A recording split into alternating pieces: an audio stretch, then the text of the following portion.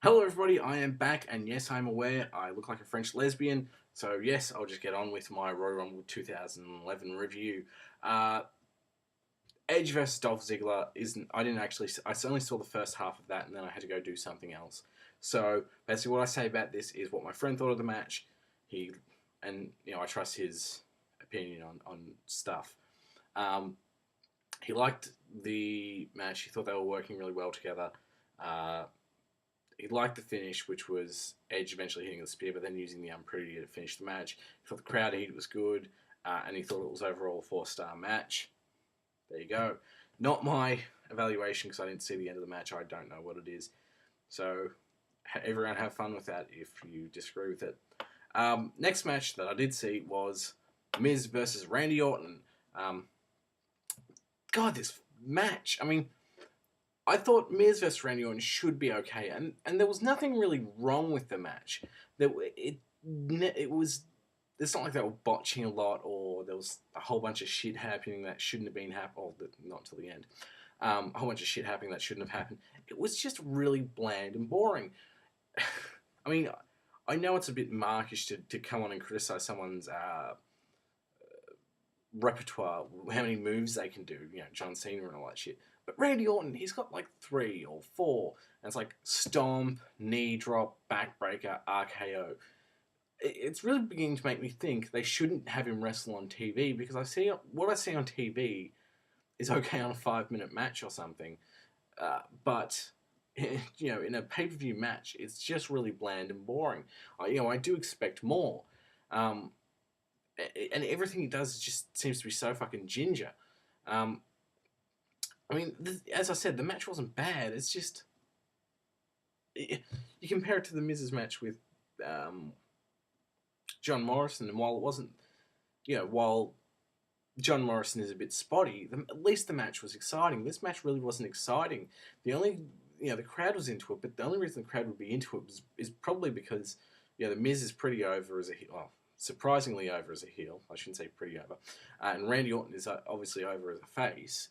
But really, he could be more over if he was actually better really shouldn't say better in the ring, but if he did some moves other than the 4 moves I listed, and just, but a majority of the match just seemed like him stomping and punching the Miz or accidentally, running into the turnbuckle. I mean, one of the highlights of the match for me was when he stomped Miz from head to toe and then worked the other side and then hit him with a knee drop.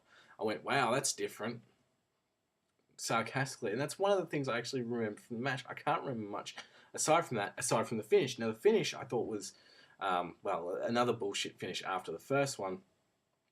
Basically, Nexus came out. What's it? Alex Riley or something. Can't remember his name. Miz Bitch ran to the ring and Randy Orton threw him right over the top rope into Nexus, and then CM Punk came in the ring in a pretty cool moment and hit him with the go to sleep, helped Miz win. I believe setting up Randy Orton versus CM Punk was pretty cool. I mean, just CM Punk's facials and the go to sleep, and definitely the most interesting part of the match. But for that match, I'll give it 2.5 stars. Really nothing special, just there, I guess. Next match we had Layla versus Michelle McCool versus Eve versus Natayla. It was actually supposed to be Natayla versus Layla and Michelle McCool, but then there was a email from the anonymous general manager. McCool got up and said, "Oh, it's going to be a fatal 4-way match: Layla, Michelle McCool, Natayla." And then I'm expecting someone good, and then he said Eve. I was like, whatever. But the match itself was okay for a Divas match. They actually gave it a bit more time. Obviously, they needed to because there was only 5 matches on the card. Sorry.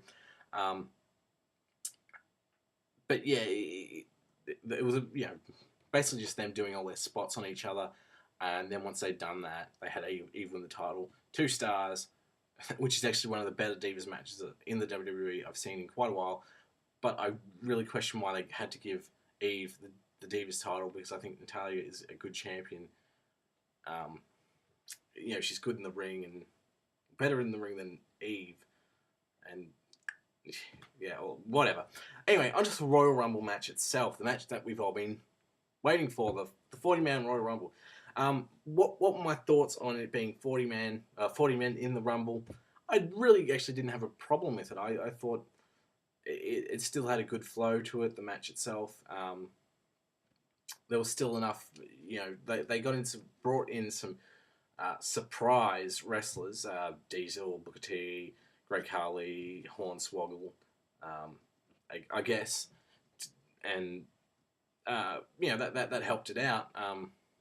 But I think the thing that I really liked about the match was the first third or so when you had CM Punk and Nexus dominating the match, throwing everyone out. I was a bit disappointed to see Daniel Bryan get thrown out as early as he did, but I'm an internet mark, so that's basically I wanted to see him win basically. But then Cena came in, and they were doing a good job because they had Batista too, the guy who looks like Batista, looking like an absolute monster because Punk looked exhausted and the other guys were like helping him stand up and stuff, and then you had the Batista looking dude throwing guys out left and right when they would come in. So he really looked really strong in this. That's kind of how you need to book a guy who doesn't have a lot of wrestling ability, and who's that size. You need to book them like they're a monster, but not actually show them wrestling too much. And the Royal Rumble, I think, is a good format for that because all he needs to do is throw them over the top rope to not expose his lack of talent. But then Cena came in and just threw everyone over the top rope like they were bitches. Then Hornswoggle no, I think Punk was still in. Oh, I can't remember the actual order was in. But at some point, there was Cena, and then Hornswoggle came in, and then there was just a whole bunch of comedy stuff going on while Hornswoggle was still in. Thankfully, someone eliminated Hornswoggle at some point. And that's when we saw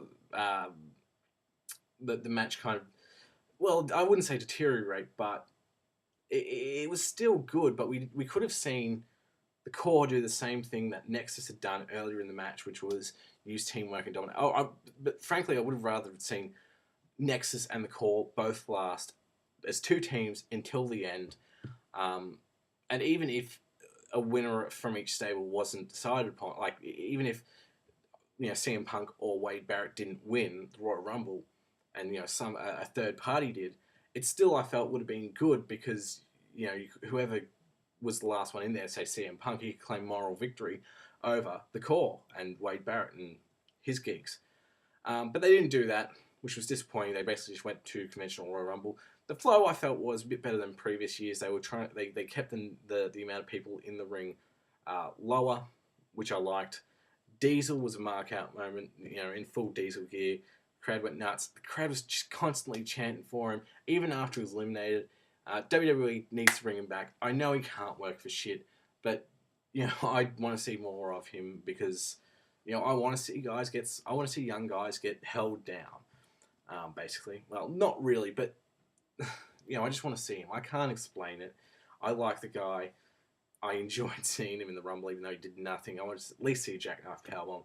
It was just a mark-out moment, which you don't really get enough of these days, I feel.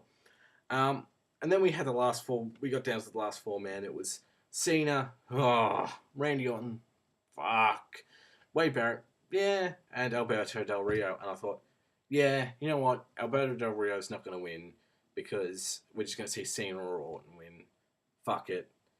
But I think Alex Riley, I keep forgetting his name, Miz bitch, and Miz got Cena out of the ring, so he was eliminated, and I was, yay! And I'm like, oh, it's going to be Randy Orton then. And he eliminated Wade Barrett, and then Alberto Del Rio eliminated him. Brilliant. Great. Perfect end to the match. And Santino got in the ring. And while Santino didn't win, he had a really great moment in having Alberto Del Rio win, and the crowd was popping for it, and I was marking out. And then Santino got in, and while, it would have been good, and another part of the Rumble, maybe at the start or the middle or something, with the main eventer. I guess I just wanted to tease at Santino winning in a comedy spot, but it really, I felt, hurt the match, hurt the finish, didn't do a lot for it, and didn't really understand it because it kind of made Alberto Del Rio look like a bit of a geek. But having said that, Alberto Del Rio won. The right person won. I thought if any, I really thought he was the guy to win it. I didn't think anybody should win it except for Alberto Del Rio or maybe Bryan Danielson, but he already has a US title, so he doesn't really need to win it. I felt Del Rio, he's got the mic ability, he's got the ring ability, he's got the look, he's got the gimmick, he's got everything. He's the total package. And if you really want to create a new star, now's the time to do it. Have him win the Rumble. And hopefully he wins the title at Mania. And hopefully he wins it clean so you can actually make someone into a star, because that would be great. Because he was fantastic in the match, even though he wasn't really in it that much. And yeah, so that's my thoughts on the show. Oh, and the Royal Rumble match, I will give 3.5 stars. Best parts of being Alberto Del Rio winning and CM Punk and the Nexus stuff at the start, which I thought was brilliant. 3.5 stars, could have easily been 4 if there was if it was just a better handled match, I guess you'd say.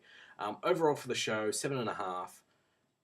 Could have been better, but what are you going to do? It still was enjoyable. Thanks for watching, cunts. Now leave your thoughts and leave me alone.